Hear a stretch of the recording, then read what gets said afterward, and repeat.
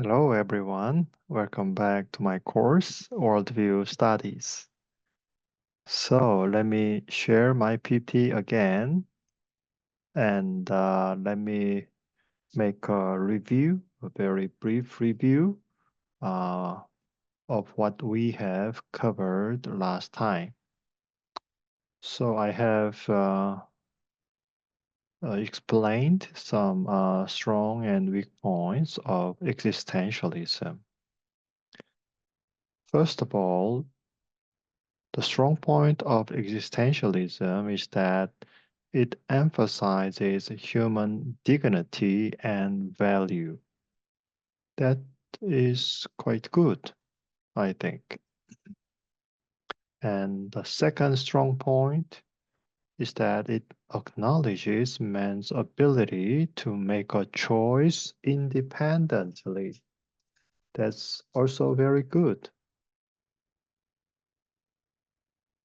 And I have given you some cases and examples. Third, this worldview understands the limits of human beings very well. So it's very honest worldview, I think. But we have seen that there are some weak points as well. And the first weak point is that since existentialism claims that a person's existence is more important than the essence of the person, it can easily lead to solipsism. Solipsism means that you think of yourself only. You are more important than other people. And then, number two, this worldview can easily neglect a community which is socially valuable because of the solipsism I mentioned. So you are more important than your community. The third weak point can be that existentialism cannot explain why and in what kind of situation man can make a subjective decision. You can make some decision, but sometimes it's very difficult. Why? And some people, like babies and orphans, cannot do any things. They cannot make meaningful decisions because they are so weak during the war or during the Great Depression and so on. Then, what can we say about these weak points of existentialism? In other words, how can we offer an alternative to this existentialism? Well, first of all, on the point that existentialism can easily fall into solipsism, we need to focus on both the subjective and objective world in good balance. That's very important, isn't it? Of course, my existence is important, but at the same time, right understanding of the objective world and community surrounding me is necessary as well. To do this, the starting point of the worldview should not be myself, but a transcendent absolute being. And therefore, atheistic existentialism sees the origin of the world as chance, just like evolution theory, and so sees everything as irrational or absurd, as we have seen. On the other hand, If an intelligent designer is assumed, one might not fall into the problem of solipsism, in which atheistic existentialism is found. Furthermore, instead of seeing reality as absurd, a person needs to be more critical of oneself as well. This is because in a person's disposition, we can already see absurd aspects. In other words, existentialism needs to be self-critical. By examining the absurdity that is in oneself more deeply, one cannot fall into excessive subjectivity and find the right direction of life. Then life would no longer be a curse, but rather be a meaningful journey. Number two, as an alternative to the weak sense of community in existentialism, we need to emphasize solidarity. As mentioned before, existentialism is very individualistic, so it is hard to stress community spirit. Therefore, when such individuals are in one community, it's quite easy for them to be like sand and difficult to cooperate among themselves. However, human beings are born as social animals, and we cannot deny that we are designed to live together. To be alone is not good. So we are supposed to live together, helping together, loving together. As Martin Buber claimed, when not only the I and it relationship, but the I and thou relationship is healthily formed, then the society will become a community in which everyone feels happy and safe. That is more healthy community. For example, a healthy family and local community are necessary for a country, especially in the modern world where differences, different races, different cultures, different languages exist in a global age. It's easy for individualism to become greater. However, even at such times, mutual understanding, mutual respect, and the effort to make a world that is for everyone is very important. So, the understanding of individuals and the communities that individuals make up can lead to solidarity. So, in a society with such powerful solidarity, the social security net becomes strong as well, and individual problems can be solved through the help of others. So we are meant to help one another. Now, let me move on to the third alternative. Other alternatives are possible, to the inability of existentialism to explain why an individual cannot but make a subjective decision when the difficulties that a person face is only understood as calamity. It is hard to face the problem directly, and it would be hard to overcome the problem in a genuine way.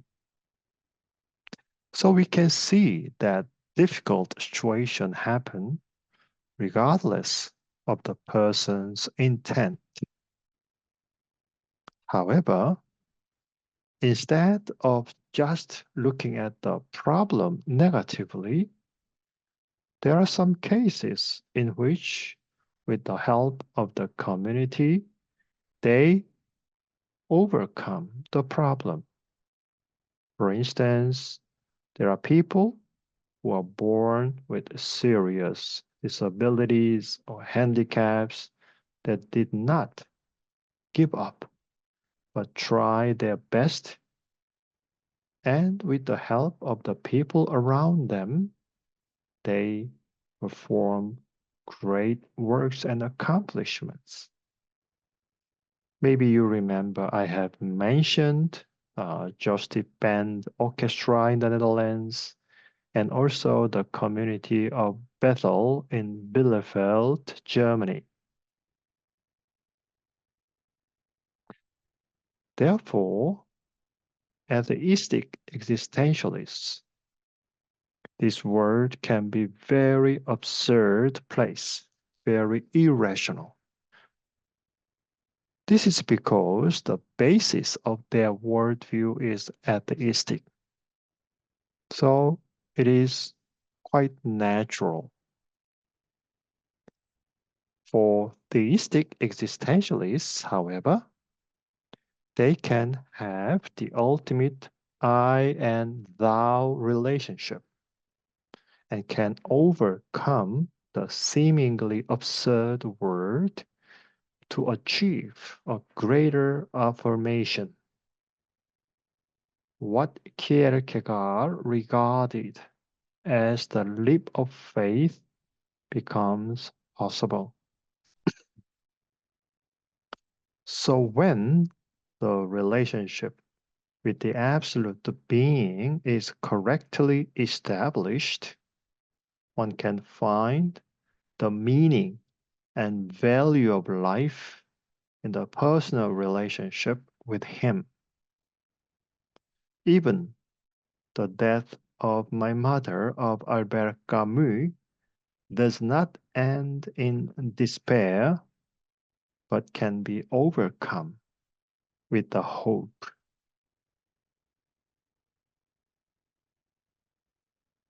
Therefore, to overcome existentialism fundamentally, instead of approaching it from a strictly humanistic point of view like Sartre, theistic existentialism can be a good alternative.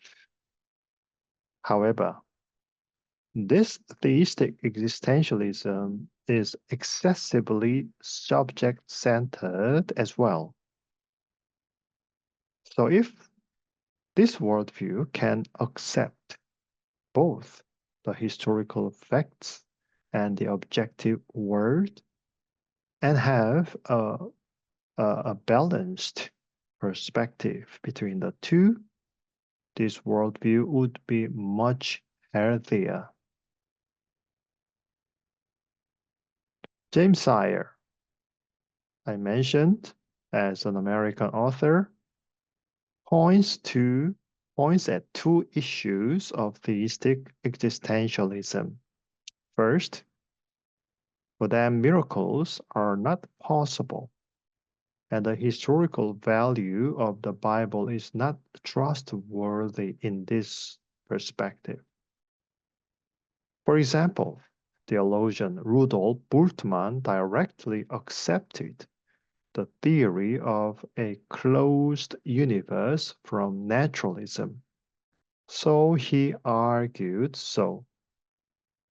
However, since recently many evidences for the historical accuracy of the Old Testament have been discovered and found,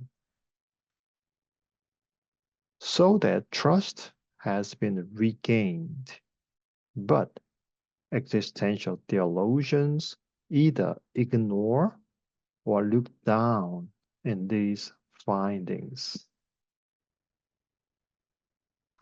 Secondly, Saya mentioned that theistic existentialists cannot but base their theology on mythology and symbols. For example, like the novel written by Lloyd Geering, The Resurrection of Jesus Christ is not a historical fact, but just a symbol of hope.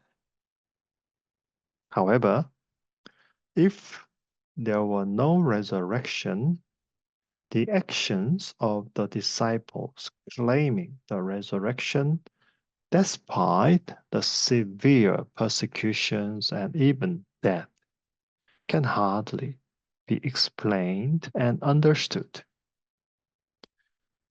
So, this is because true meaning presupposes a true objective historical event as a fact. Therefore, if historical facts are given up, it's quite impossible to have a true and sound faith. In this perspective, theistic existentialism and the biblical worldview are very similar and yet quite different. The former, the theistic existentialism, gave up the historical facts that give true meaning.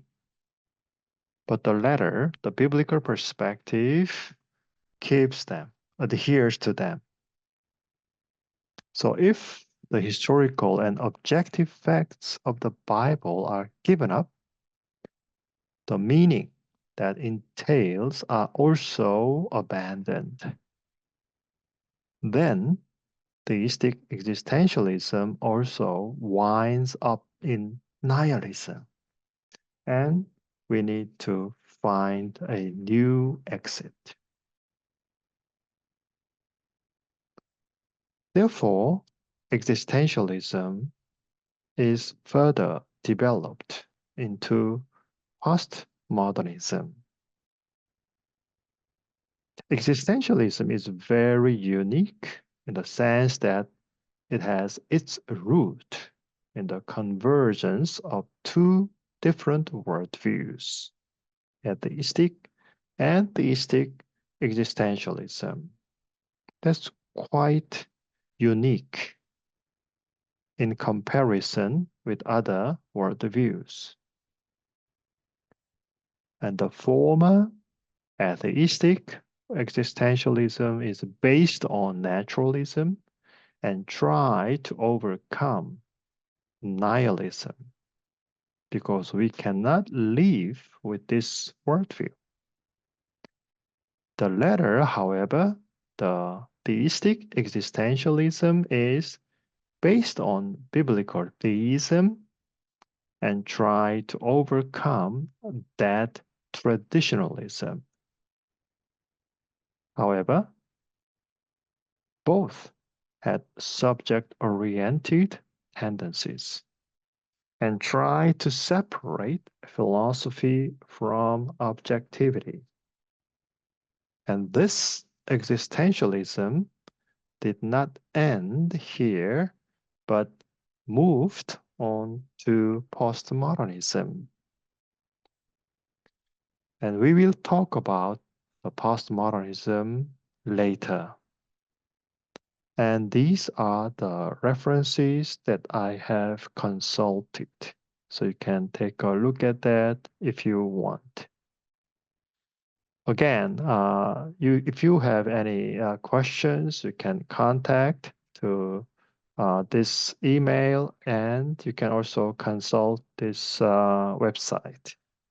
And thank you for your attention, and we will see you next time.